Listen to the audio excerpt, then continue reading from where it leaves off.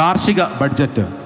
കാർഷിക മേഖലയിൽ കോർപ്പറേറ്റുകളുടെ ഇടപെടൽ മൂലം കർഷകർക്ക് വിളകൾക്ക് വില ലഭിക്കാത്ത അവസ്ഥയുണ്ടായി. വനമേഖലയിലെ കൃഷിയിടങ്ങളിൽ നിരന്തരം വന്യമൃഗശല്യം കൂടി വരികയാണ്. ഈ അവസ്ഥയിൽ പ്രത്യേക കാർഷിക ബജറ്റുകൾ അവതരിപ്പിക്കണം. ഓരോ നിയോജക മണ്ഡലത്തിലും കൃഷിക്ക് മാത്രമുള്ള സോണുകൾ പ്രഖ്യാപിക്കണം. കാർഷിക സഹകരണ സംഘങ്ങൾ കർഷകരുടെ ഉൽപ്പന്നങ്ങൾ ശേഖരിച്ച് ഉടനടി പണം കൊടുക്കണം. ഉൽപ്പന്നങ്ങളുടെ തറവില കാലോചിതമായി ജീവിത സൂചികക്കനുസരിച്ച് തീരുമാനിക്കപ്പെടണം. പഞ്ചായത്ത് തോറും കാലാവസ്ഥാ വ്യതിയാന പഠന കേന്ദ്രം സ്ഥാപിച്ച് കൃഷിരീതികൾ നിശ്ചയിക്കപ്പെടണം. ഓരോ വാർഡിലും മണ്ണ് പരിശോധന നടത്തി ഗുണനിലവാരം കണക്കാക്കി അതിനനുസരിച്ചുള്ള കൃഷിക്ക് കർഷകരെ ബോധവാന്മാരാക്കണം. റബ്ബറിനെ നാണ്യവിളയായി മാത്രം കണക്കാക്കാതെ കാർഷിക വിളയായി പ്രഖ്യാപിക്കണം.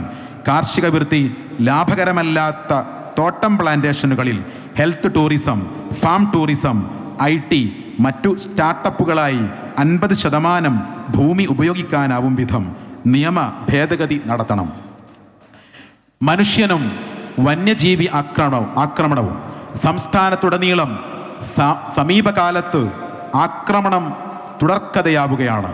കഴിഞ്ഞ ഈ അടുത്ത വർഷങ്ങളിൽ വന്യജീവി ആക്രമണത്തിൽ 100 കണക്കിന് മനുഷ്യർക്കാണ് ജീവൻ നഷ്ടമായത്. വീടിന് മുന്നിൽ കൃഷിയിടങ്ങളിലും തൊഴിലിടങ്ങളിലുമായിരുന്നു ഈ മരണങ്ങൾ അധികവും.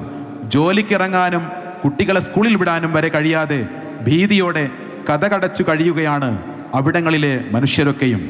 മനുഷ്യവാസ സ്ഥലങ്ങളിൽ വെച്ചുണ്ടാകുന്ന വന്യമൃഗ ആക്രമണം മൂലമുള്ള മരണങ്ങൾക്കുള്ള നിലവിലെ നഷ്ടപരിഹാര തുക 10 ലക്ഷം രൂപയിൽ നിന്ന് 50 ലക്ഷം രൂപയും, കൂടെ ആശ്രിതർക്ക് സർക്കാർ ജോലിയും അംഗവൈകല്യം സംഭവിക്കുന്നവർക്ക് അപകടങ്ങൾക്ക് നഷ്ടപരിഹാരമായി 25 ലക്ഷം രൂപയും, പരിക്കേൽക്കുന്നവർക്ക് 5 ലക്ഷം രൂപയും നൽകേണ്ടതുണ്ട്. വന്യമൃഗങ്ങൾ നാട്ടിലേക്കിറങ്ങിയാൽ പ്രതിരോധം തീർക്കുന്ന കർഷകർക്കെതിരെ കേസെടുക്കുന്ന അവസ്ഥയ്ക്ക് മാറ്റം വരണം. കർഷകർക്ക് എതിരെയുള്ള അത്തരം കേസുകൾ പിൻവലിക്കണം. വനം വകുപ്പിന്റെ പ്രവർത്തനങ്ങളിൽ യാതൊരു തരത്തിലുള്ള ഏകോപനവും ഉണ്ടാകുന്നില്ല. ഒരു ദുരന്തമുണ്ടാകുമ്പോൾ മാത്രം സജീവമാകുന്ന തരത്തിലേക്ക് വനം വകുപ്പ് മാറിയിരിക്കുന്നു. ഫോറസ്റ്റ് ഉദ്യോഗസ്ഥരുടെ ജോലി സൗകര്യങ്ങൾക്ക് അടിസ്ഥാന സൗകര്യങ്ങൾ ഉള്ളപ്പോൾ തന്നെ കൊട്ടാര സദൃശ്യമായ ആഡംബര കെട്ടിടങ്ങൾ നിർമ്മിക്കുന്നതിന് കോടികൾ ചെലവഴിക്കുന്നതിന് പകരം മനുഷ്യജീവന് സുരക്ഷയൊരുക്കുന്നതിനു വേണ്ടി ഫണ്ട് നീക്കിവെക്കുക.